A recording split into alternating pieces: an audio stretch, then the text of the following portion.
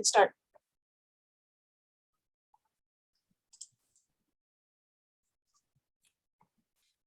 Great, thanks, Chris.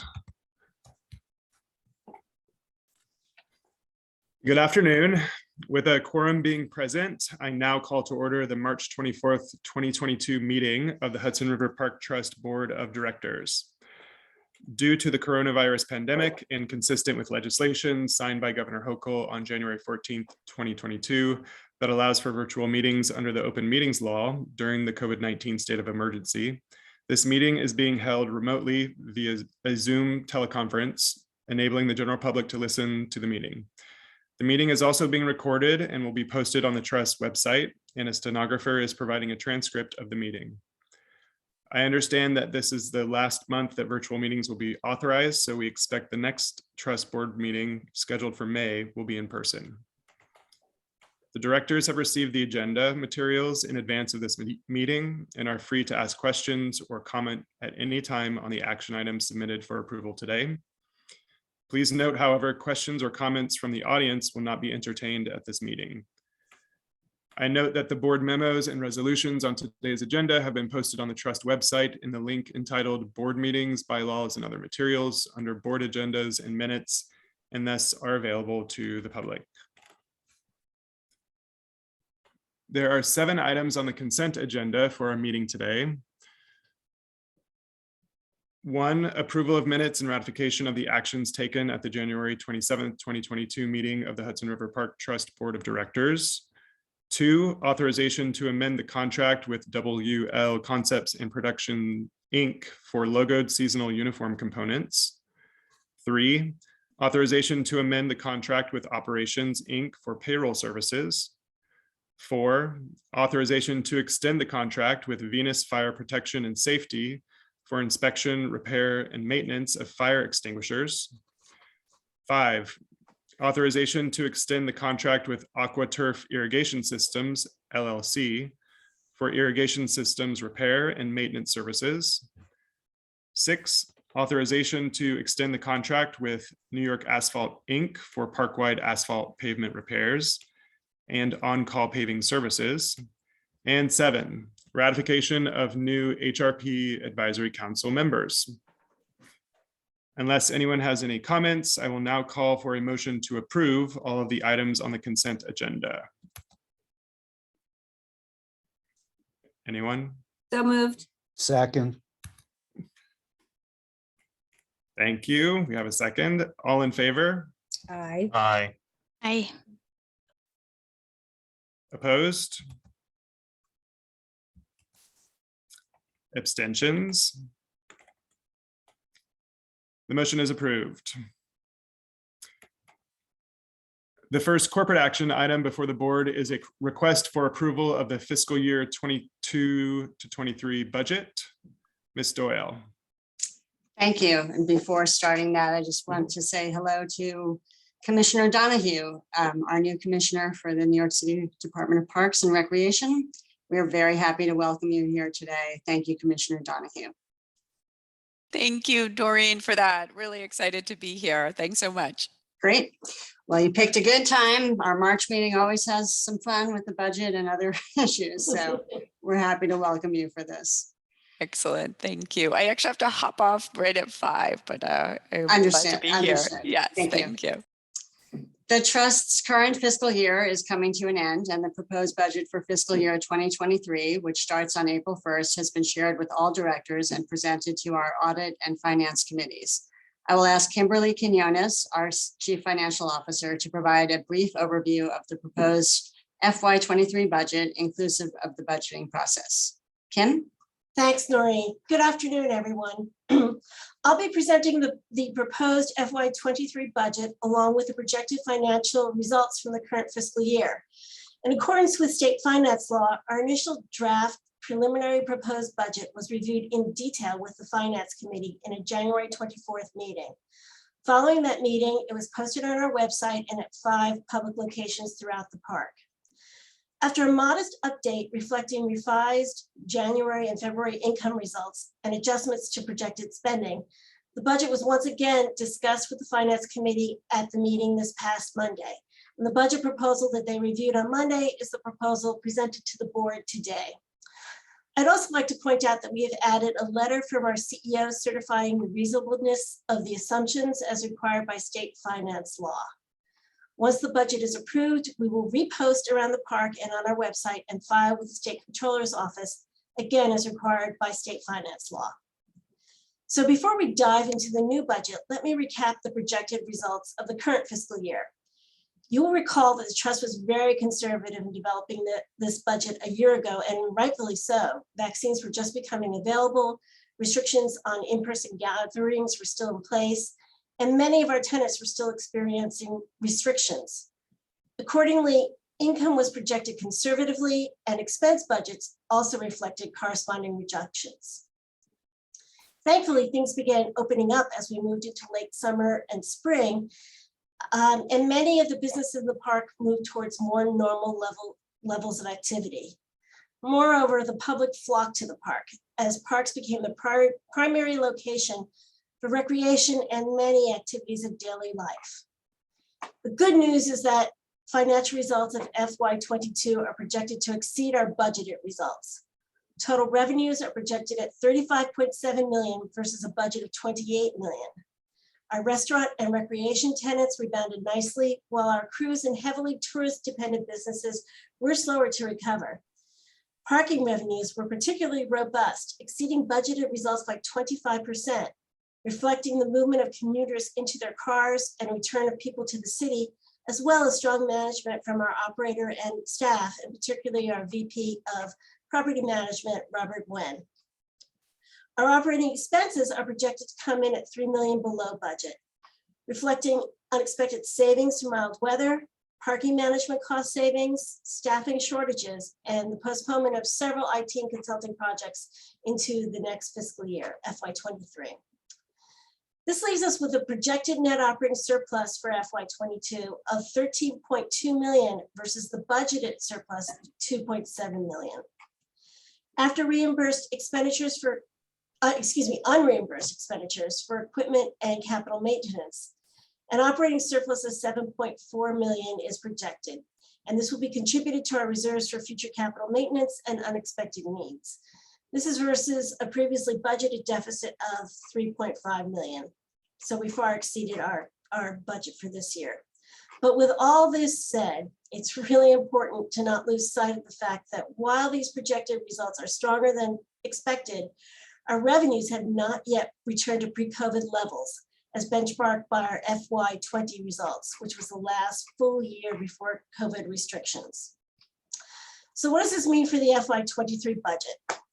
In preparing the budget, we anticipated the full return of in-person programming throughout the park and increased operating expenses to support these activities.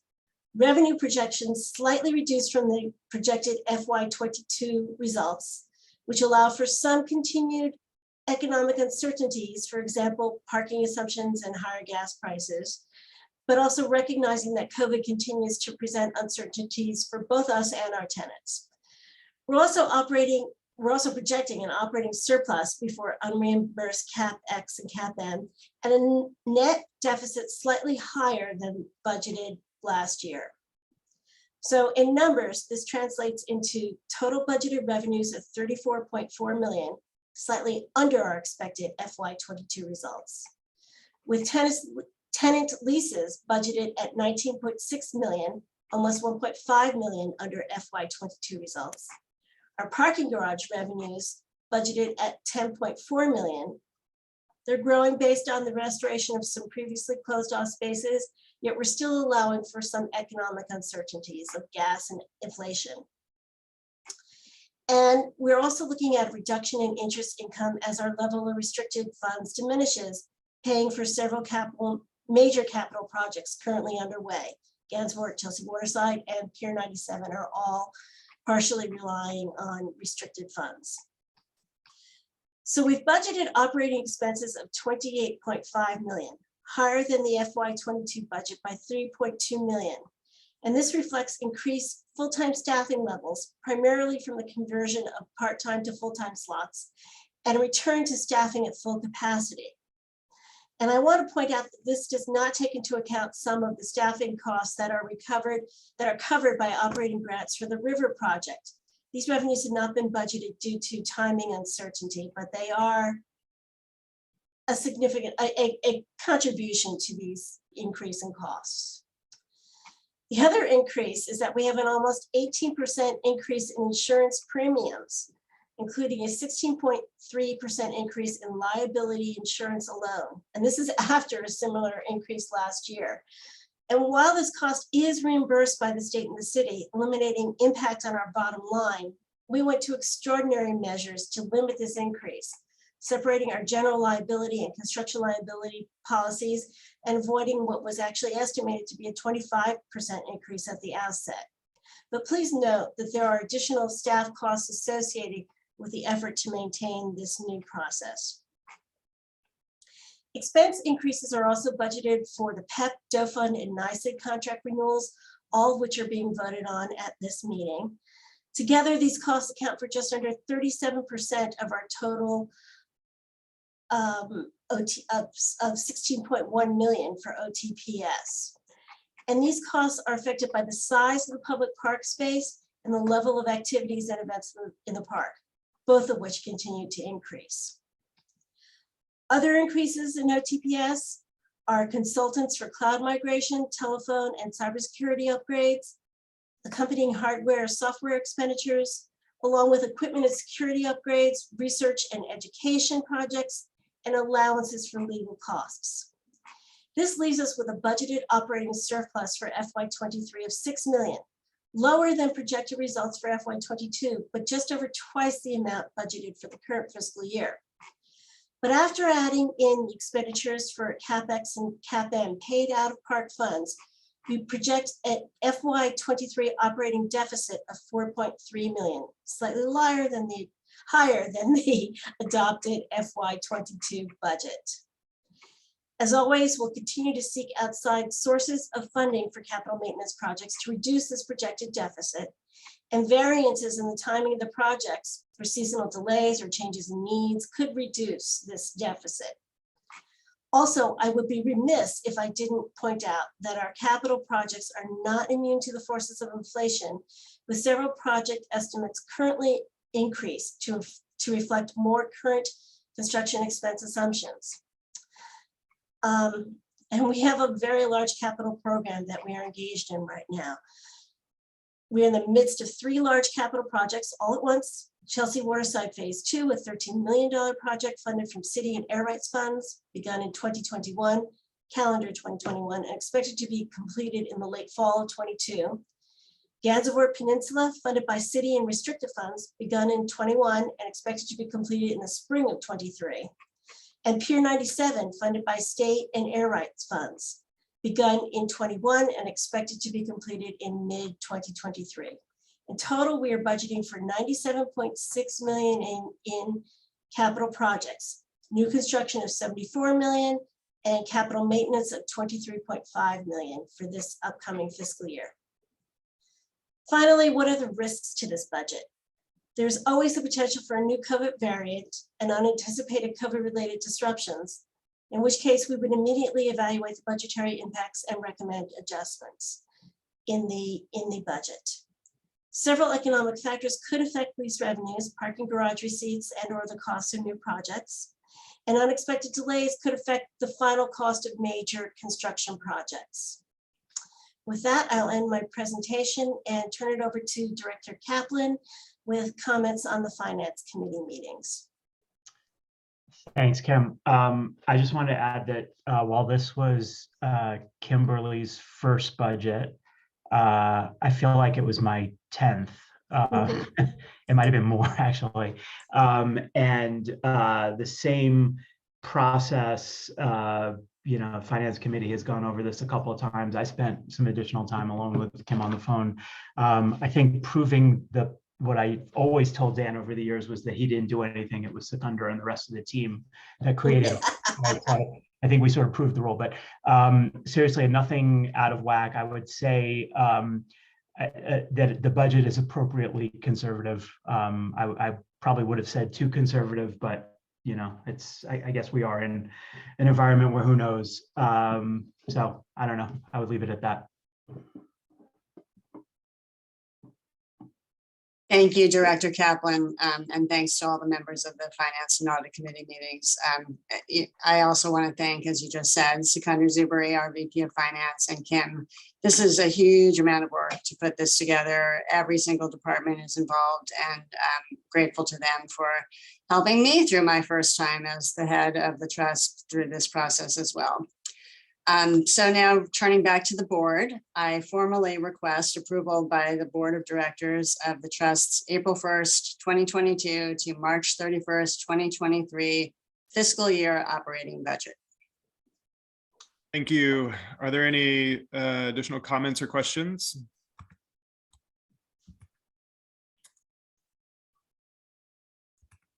Hearing none. I will call for a motion for approval of the April 1st, 2022 to March 31st, 2023 fiscal year 22-23 budget. So moved. So moved. Second, Sure. Second. all in favor? Aye. Aye. Opposed? Abstentions? The motion is approved. The second corporate action item before the board is authorization to contract with New York State Industries for the Disabled, Inc. for park-wide interior cleaning services. Ms. Doyle. Thank you. Under the trust procurement guidelines, the trust must contract with preferred source offerings when available without the need for a competitive procurement. New York State Industries for the Disabled, or NYSID, is a New York State preferred source contractor that has provided good service to the trust since 2014 related to interior cleaning through its partner agency, FedCap Rehabilitation Services. NYSID's current contract term expires on March 31st, 2022. Staff now seeks to enter into a new contract with NYSID for a one-year term beginning on April 1st, 2022, with two one-year renewal options at the trust's discretion. NYSID provides janitorial services for the trust's administrative offices at Pier 40, as well as all restrooms at Pier 40 and throughout Hudson River Park. The trust expects that NYSID services will also be used once the three new restroom facilities currently under construction at Chelsea Waterside, the Gansevoort Peninsula, and Pier 97 open later this year and next year. Trust staff thus requests board authorization to enter into a contract with New York State Industries for the Disabled, Inc. for park-wide interior cleaning services in a base contract amount of $644,564, with the option to extend for two additional one-year terms at the amounts of $676,793 for the optional second year and $710,633 for the optional third year, for a total board authorization amount, including a 5% contingency, of up to $2,133,590 over the 3-year contract period. Funding for the contract is expected to be available from the trust's operating budget as approved by the board each year.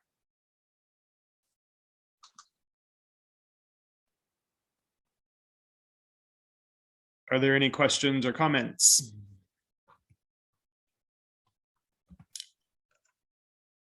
If not, I will call for a motion for authorization to contract with New York State Industries for the Disabled, Inc. for park-wide interior cleaning services. Moved. Thank you. Second, Second. all in favor? Aye. Aye. Opposed? Aye. Abstentions? The motion is approved. The third corporate action before the board is authorization to contract with the Doe Fund for park-wide outdoor cleaning services. Ms. Doyle. The Doe Fund is a respected not-for-profit social services organization that provides residential support services to homeless people and to persons who were formerly incarcerated or who are recovering from substance abuse.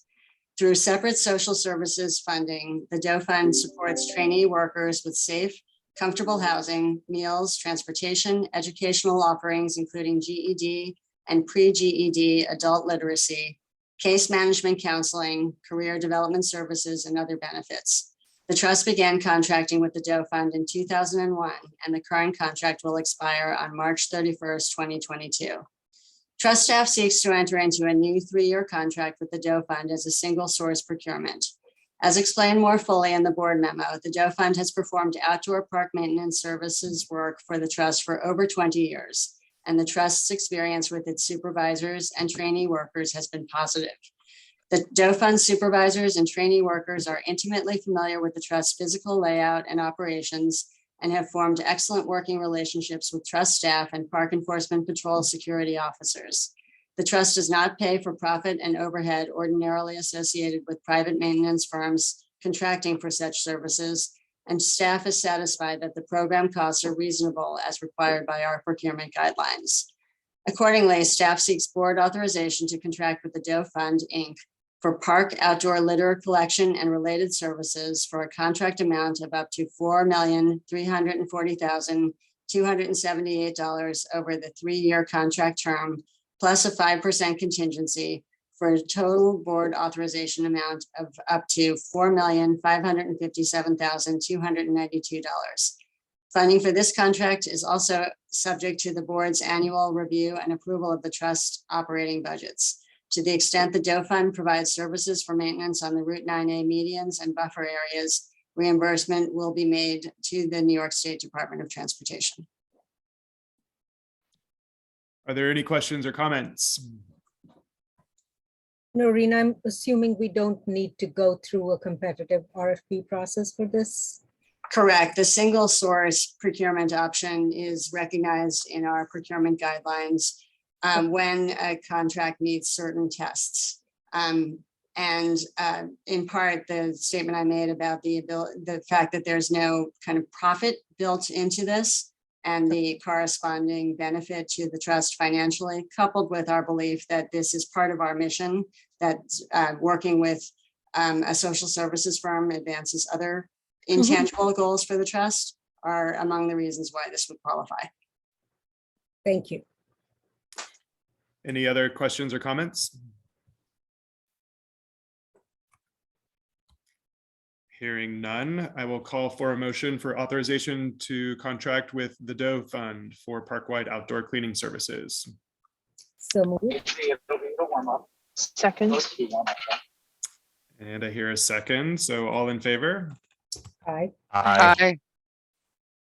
Opposed? Abstentions? The motion is approved. The fourth corporate action before the board is authorization to amend the contract with NYC Department of Parks and Recreation for park-wide security services. I understand that Director Donahue is recusing herself for this agenda item. Ms. Doyle. Thank you. The trust has contracted with the Parks Enforcement Patrol Unit of New York City Department of Parks and Recreation for 24/7 public security and safety services since 2004. The current PEP contract expires on March 31st, 2022. Trust staff now seeks board approval to amend the PEP contract for one additional year for an amount of $3,547,485. PEP would generally provide the same security services included in the last amendment from 2019, but the amendment would provide for the addition of 6 city seasonal aides for the peak summer period and convert the partial year sergeant position to a full year sergeant. The trust has been pleased with the services provided by PEP over the years, which services cannot be replaced by a private security firm for several reasons. For example, PEP officers are able to issue summons to enforce both park rules and the state's vehicle and traffic law. While PEP officers are peace officers, they have authority to make arrests and have been trained by city parks to address homeless-related outreach. The trust and city parks intend to work together later this year to negotiate a new long-term contract that would commence in spring 2023 in time to provide security services for the additional park space that will be opening at the Gansevoort Peninsula and Pier 97 next year. Therefore, I request board authorization to amend the PEP contract for an additional 1-year term ending March 31st, 2023, and to increase the PEP contract amount by $3,547,485 for a total board authorization amount of up to $49,558,760 since inception.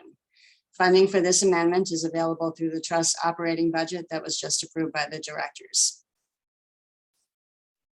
Questions or comments?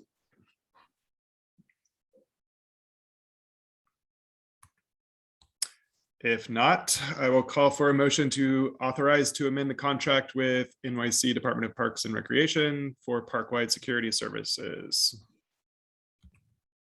So moved. Second, Second. thank you. All in favor? Aye. Aye. Aye. Aye. Opposed? And in addition to Director Donahue, on behalf of New York City Parks, are there any other abstentions? The motion is approved. Thank you. That completes the board action items for approval today.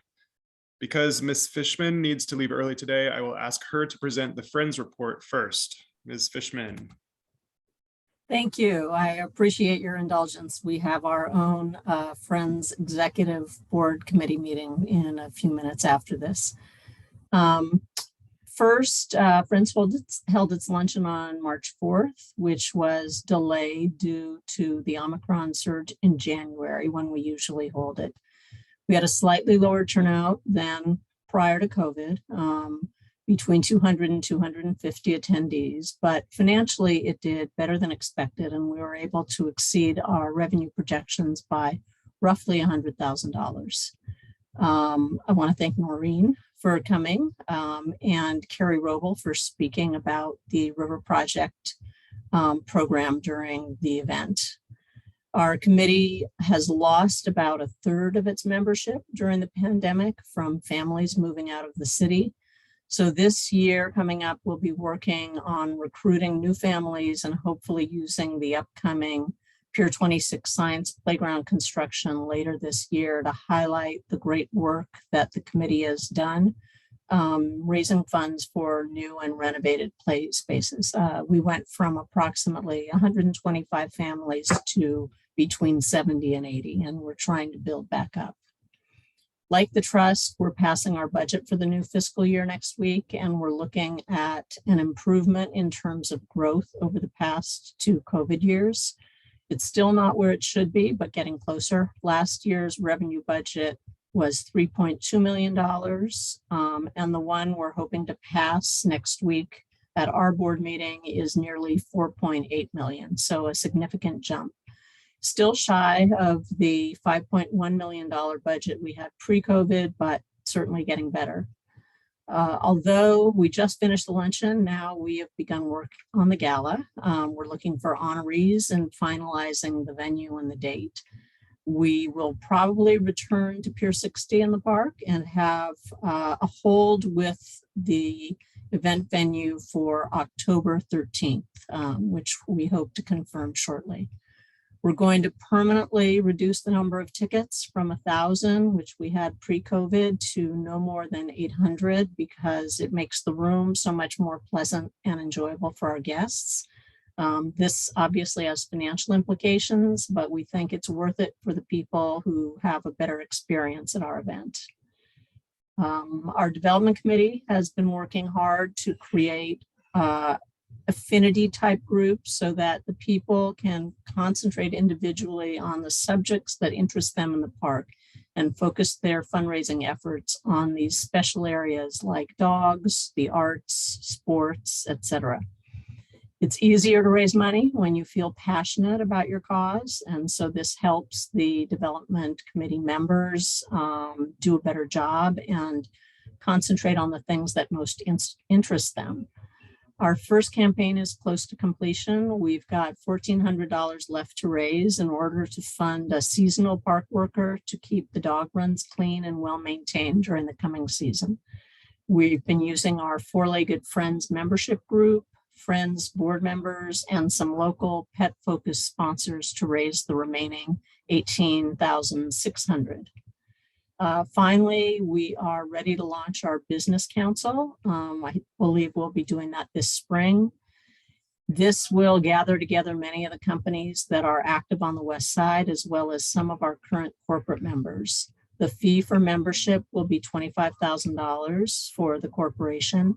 And the purpose is to create opportunities for employee engagement, community corporate service, networking, and outreach to a collection of businesses that support the park and the thriving new West Side business districts. Special events for learning about current and future developments in and around the park, and access to information from peer organizations that they might not find otherwise available.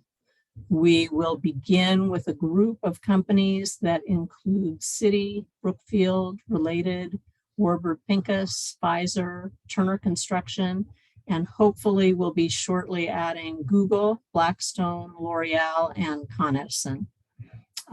That's it for today. I appreciate being allowed to go early. And I just want to say, since I'll be gone by the time he speaks, a thank you to Jeffrey LaFrancois for the excellent job that he has done this year in hosting the advisory council. So if there are no questions, I'll say thank you and goodbye. Thank you, Connie. Thanks.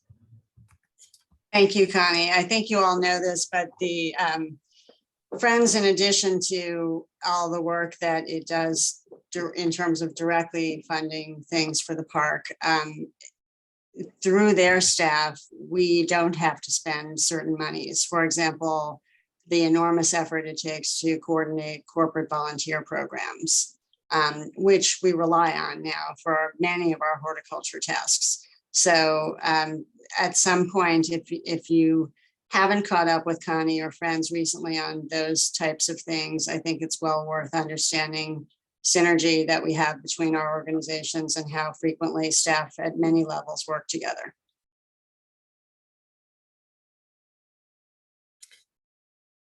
Great, thanks again. Thank you. I would now like to ask Ms. Doyle to present the president's report. I'll start my report with some exciting news that we just got today from Congressman Gerald Nadler. Congressman Nadler has secured an appropriation of $1 million for us for our continuing pedestrian safety and park security efforts. So some of the expected costs from our budget that you just adopted will be offset by federal monies. Congressman Nadler has previously secured other federal support for park construction, including in Tribeca. We're so grateful to him and frankly to all of our elected officials who continue to fight to secure funding for the park's construction. So good news today on that front. On the topic of construction, as you heard from Kim, there is a lot going on in multiple locations throughout the park. As I'll start with Gansevoort. As you're all aware, Ms. Mariah Lopez filed a lawsuit in Albany County Supreme Court seeking to stop the construction that has been occurring at the Gansevoort Peninsula. The New York State Attorney General's office is representing the trust and other New York State respondents, including Governor Hochul and state parks, and filed papers in opposition to the Article 78 petition last Friday. The return date on the order to show cause and Article 78 petition is tomorrow. At present, our understanding is that no oral argument is scheduled and that the court intends to review the papers as submitted. I wish to thank Manhattan Community Board 2, the Advisory Council, Champions, Hudson River Foundation for preparing and filing affidavits in support of construction and continuing at the peninsula so that this important and broadly supported public park and environmental space can be open on schedule in spring 2023. I will keep the directors informed as this litigation matter proceeds, and in the meantime, construction on limited subsurface work continues. At Chelsea Waterside, the site contractor has completed salvage, removal, and earthwork operations in the central area, overlook, and dog run, and is presently installing footings, curbs, and walls in the overlook and dog run. We're still on track to open the larger improved dog run in the summer. The building contractor is in the midst of installing the foundation, subgrade plumbing, and electrical utilities associated with the new comfort station. And our programming staff has sent notices to field users to inform them that the field will be closing in June to enable construction. We're feeling optimistic that we will be able to relocate all of our youth users to other park fields during construction. At Pier 97, work is proceeding well. Concrete retaining walls and edge beams along the north edge of the pier, shade structure footings, most light pole footings, and most of the mid-pier expansion joint walls have been completed. Prefabricated concrete planks required to connect the pier to the upland have been delivered and installation is taking place. Offsite fabrication of the Pier 97's shade structures is complete, and the structures are currently on a vessel crossing the Atlantic for arrival in early April. Fabrication of the granite planter wall and curb mock-ups is complete and under review. Upon mock-up approval, the balance of the remaining granite elements will be released for fabrication. Drainage mat and geofoam fill are being installed in the areas where the Sunset Plaza will be located at the western end of the pier, and electrical conduits for light fixtures and power receptacles are being installed. The general contractor for the new comfort station will mobilize at the end of March, and excavation to install piles and concrete foundation slab will commence soon thereafter. On March 11th, we received 27 proposals in response to the RFP for estuarium design services. The scope of services includes the design of the estuarium building, as well as the interior exhibits and aquaria tanks. Trust staff is currently reviewing RFP responses for administrative completeness and will work next to develop a recommended shortlist of respondents. As in the past, I'll be reaching out to the board's design committee to participate in the review of the shortlisted proposals. We'll also shortly be able to provide an update on the continuing design development effort for the Pier 26 Science Play area. We expect to complete refined construction documents in late spring. We're also busy in the realm of capital maintenance. 5 proposals were received in response to the RFP for reconstruction of the tennis courts, and the selection committee is currently reviewing responses. Prices appear to be significantly higher than estimated, but are not yet confirmed.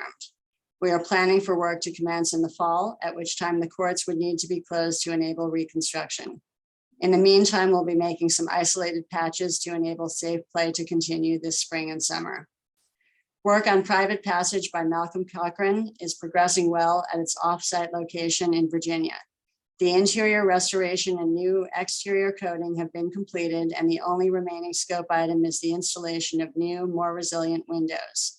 There are supply chain issues associated with the replacement glass for the portholes, but the trust anticipates reinstalling the piece in Clinton Cove by the end of April with temporary windows if need be. Trust staff is also planning the logistics and mobilization plan for the Pier 84 dog run reconstruction. Work should commence in April, which will require the temporary closure of the dog run. We've alerted Community Board 4 and other key constituents. At Pier 40, the sports turf will be installed on the rooftop area formerly known as the Passive Field in April. Thanks to this project, we'll have the ability to host many displaced youth leagues during Chelsea Waterside's field reconstruction. We've also begun preparing contract drawings for a potential new guardrail system for the perimeter of the second level parking garage and for a possible replacement of the canopy over the walkway around the perimeter of the Pier 40 courtyard field. In the meantime, we've retained Vermont custom netting to install some protective netting around the perimeter of the Pier 40 courtyard as a safety measure. At this week's Finance Committee, I announced my intent to schedule a meeting shortly with the Finance Committee to discuss the status of the various construction projects we've undertaken at Pier 40, mostly thanks to the air rights funding we've received. Pile repairs will be concluding this summer, and the recent roof repairs and field construction are additional accomplishments. At this point, we need to start making decisions about priority repairs that can be implemented with the remaining funding. Are there any questions on design and construction matters thus far?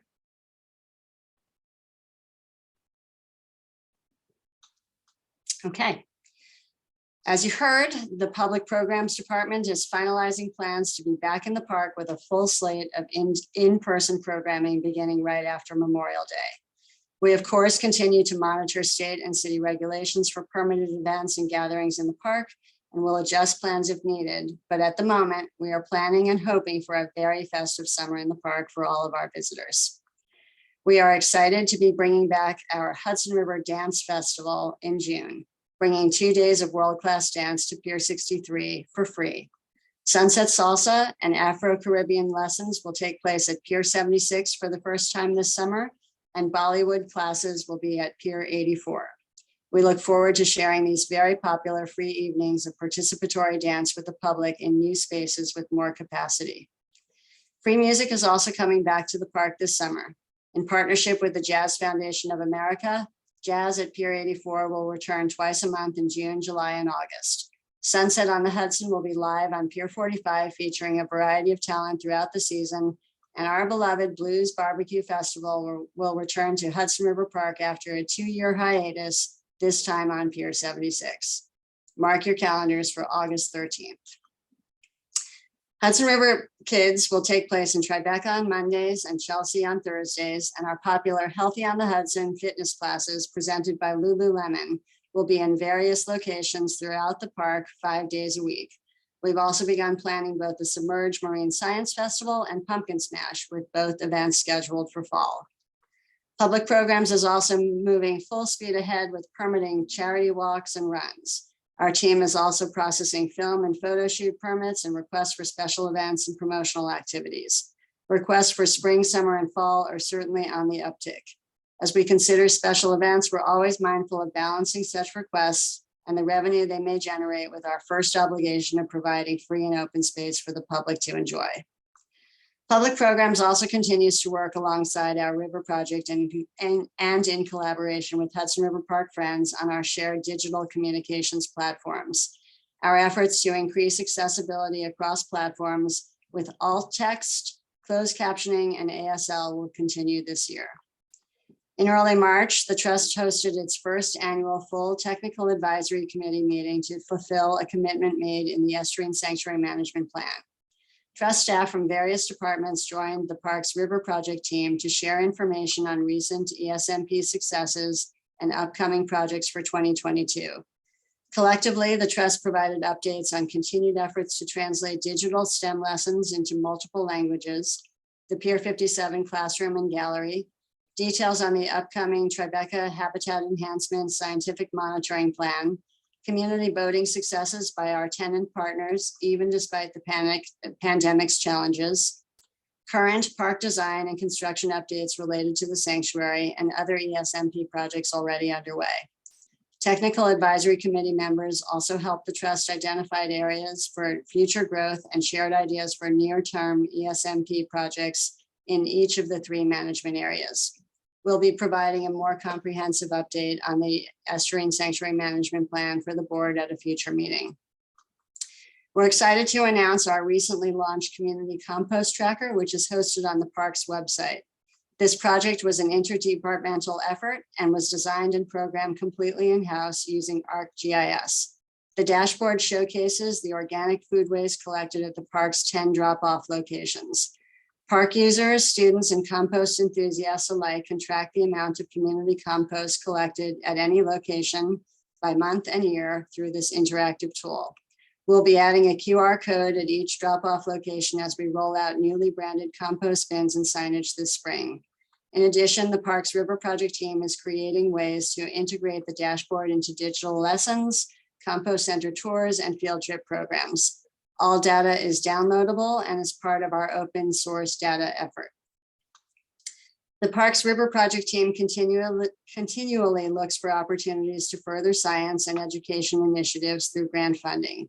Most recently, the Trust secured a 5-year grant from the New York State Zoos, Aquaria, and Botanic Garden program, which will support staffing and operations in the Wet Lab Research Aquarium. Additionally, the Parks River Project has applied for research funding through the National Fish and Wildlife Foundation's 5-star Urban Waters program to support our pathogen and water quality testing. We've also partnered with Dr. Hare from Cornell University, important just to say that correctly, to submit a grant with the New York State Water Resources Institute focused on connecting oyster recruitment research to the power of community science. In the education realm, we've applied for awards to help fund various initiatives, including educational internship programs, hands-on STEM field trips, and climate justice curriculum. We'll continue to share updates, and we thank Hudson River Park Friends, which partners with us to support many of our grant applications. Pause here for any questions on River Project or public programs.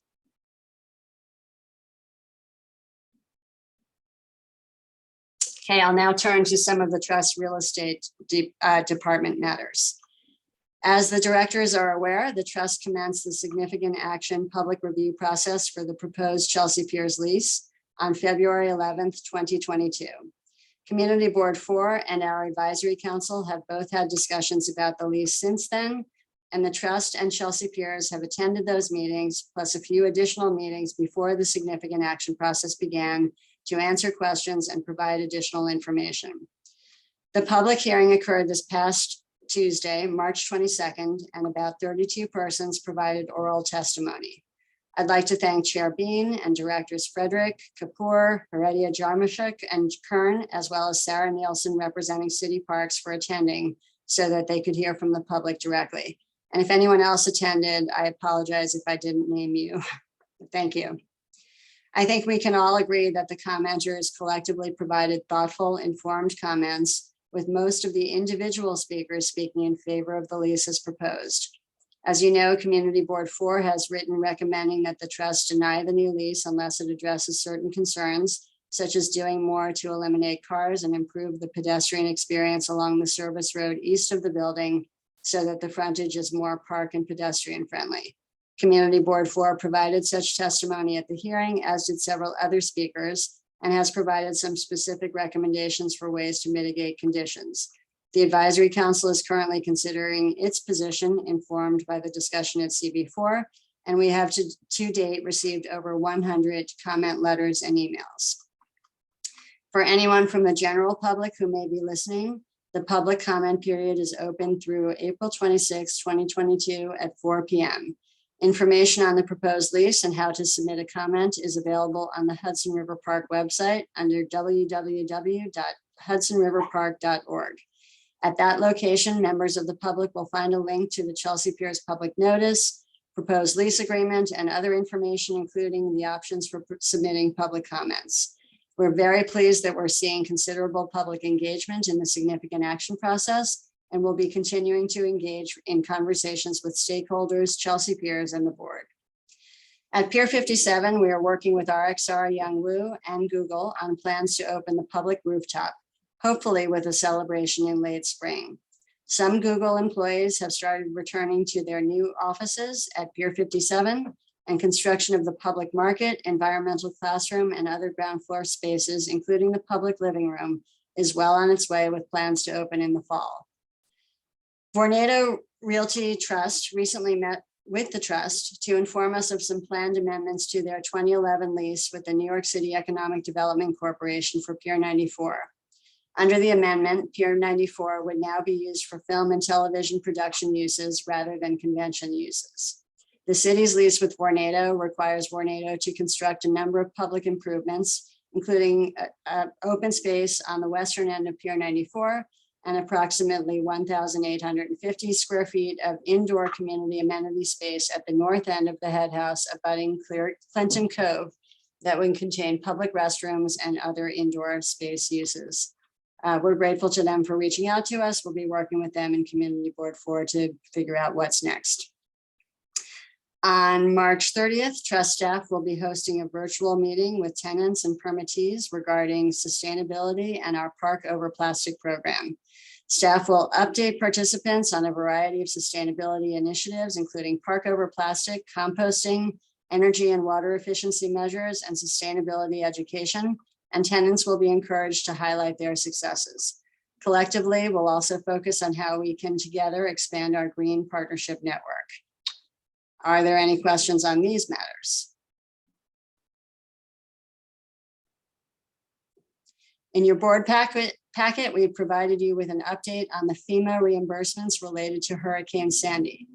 As of today, the trust has received over $33 million in reimbursement from FEMA and the New York State Department of Homeland Security and Emergency Services, and we are awaiting the final disbursement expected to be sent to us soon for about $1.46 million. I thank Owen Davies of our staff for his diligent work and effort over the past several years to get this money back in our coffers, and we'll let you know when we reach the finish line. This has really been a monumental effort. And finally, it seems hard to believe now, but we've come to the end of Jeffrey Lefrancois's 2-year term as our advisory council chair. I know you see him month after month at these meetings, but he has also put in hours upon hours of volunteer time coordinating with individual advisory council members, committees, and of course me and other members of the trust staff, all as a volunteer. I am personally grateful to him for being an incredible partner to the park, pushing us sometimes when it's warranted, but also being among the first to celebrate our achievements. I thank him most sincerely for leading the advisory council for these 2 years. And I also welcome our incoming chair, Daniel Miller of Community Board 2, who will be taking over for Jeffrey starting in April. Like Jeffrey, Daniel is an avid user of the park. He bikes here, he brings his dog here. I think he paddleboards here, if I'm remembering correctly. And Daniel has previously served as the advisory council chair, and I know we're in good hands with him too. So Jeffrey, from me, from all of us, thank you. Thank you, Noreen, very much. Appreciate it. And thank you, Noreen, for all of those updates. And on behalf of the board, Jeffrey, we also want to recognize that today is your last report on behalf of the advisory council. So we thank you for your presentations. And with that, I would ask you to present your final advisory council report. Thank you, Mr. Chair. And I note that Vicky, the chair of the trust board, she's in transit, and I am recently arrived in Tucson, Arizona. So I'm coming to you from the Southwest today, and I'm relieved the governor's order was extended so I could be at the last meeting via Zoom. The appreciation to Noreen and the trust is deeply mutual. It is, I can't believe it's been 2 years. It's remarkable. It's been wild because of the pandemic, but wild because of the issues that we've addressed and really worked through together. And, you know, I have Noreen's phone number, so she knows I'm still going to call her. But, you know, it's been an honor and a privilege to be a part of these meetings and to report. So that's what I'm here to do today. And then also, you know, say thank you to everybody as well as a regular user, an avid composter. So I'm so excited about that compost program, Noreen. Thank you for giving that update. So just a couple of things from the advisory council. Those construction updates, I mean, that is just, it's music to our ears. The great progress that is happening in the park, to see the improvements being made at places like Chelsea Waterside, to see Gansevoort come together to continue to be built. I would note that the advisory council submitted a letter.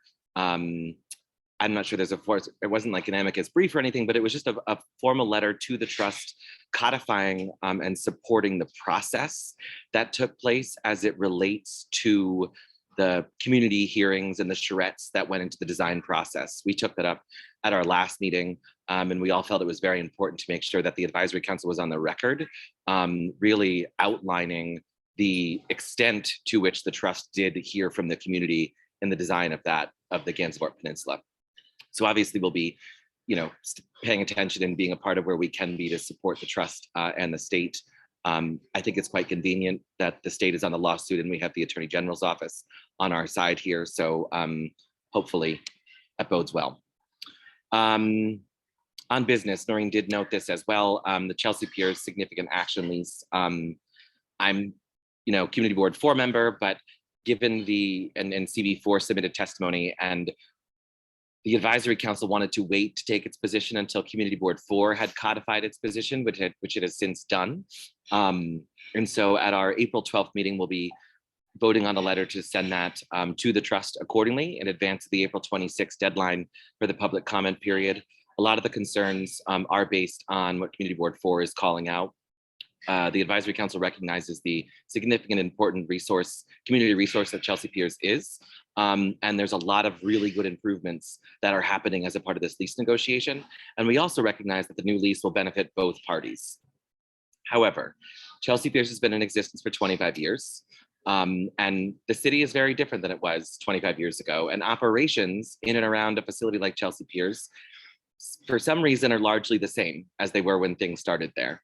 And you know, streetscape and how we manage the city has changed in a major way. And so many are hoping that changes can still be made as it relates to the 27-foot wide access road that runs along the front of Chelsea Piers. There's only an 8-foot wide sidewalk there.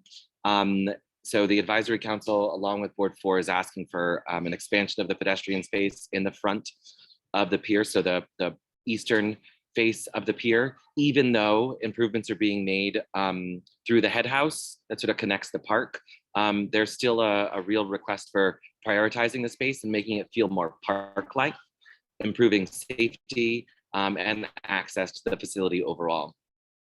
Additionally, 43 years, that's the new term of the lease. I noted in the public comments earlier this week, I'm not yet 43 years old, and that's a fair amount of time. And so a lot can change in that time, and it would be helpful. It would be very important to make sure that as there's commitments made by Chelsea Piers, the trust is made aware of them. And there's a timeline put into place by which construction deadlines have to be met for a lot of these improvements that are taking place. So beyond just the pedestrian improvements, recognizing that there needs to be some built-in milestones to make sure that Chelsea Piers is delivering on what it needs to in this lease is very important. We're just reviewing my notes here. I think that largely summarizes it. We recognize that the Greenway complicates things, but of course the Greenway is not within the jurisdiction or scope of this lease. Though it obviously, like everything around the park, complicates things, as Noreen and I use that word a lot in our conversations around things together.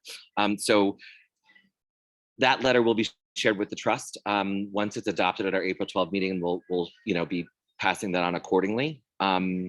Other topics that we'll be taking up, I know coming down the pike, Pier 79 continues to be of concern to some folks. And then I look forward to exciting reactions about the updates on the estuarium and likewise construction updates as well. So I think that's it for me on my final report as chair of the advisory council. So if there's no questions, it's been a real pleasure, everybody. Thank you, Jeffrey. Are there any questions or comments? Just to say how wonderful Jeffrey has been to work with, and not only does he spend all this time on park issues, but he's done an amazing job with the bid and really helped the city come back from the pandemic and has just done an amazing job. So thank you, Jeffrey. Thank you, Vicki. That means a lot. I really appreciate it.